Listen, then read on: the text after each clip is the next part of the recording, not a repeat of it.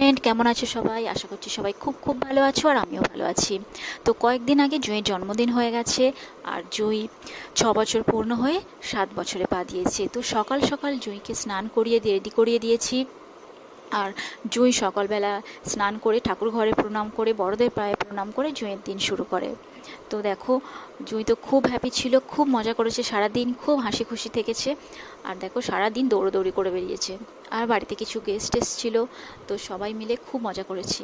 দেখো, রান্না করছি। আর আমি তো শুধু ভাত আর চিকেনটা করেছি, আর বাকি রান্না মা, মাসি, দিদি আর ওনারা সবাই মিলে করেছে।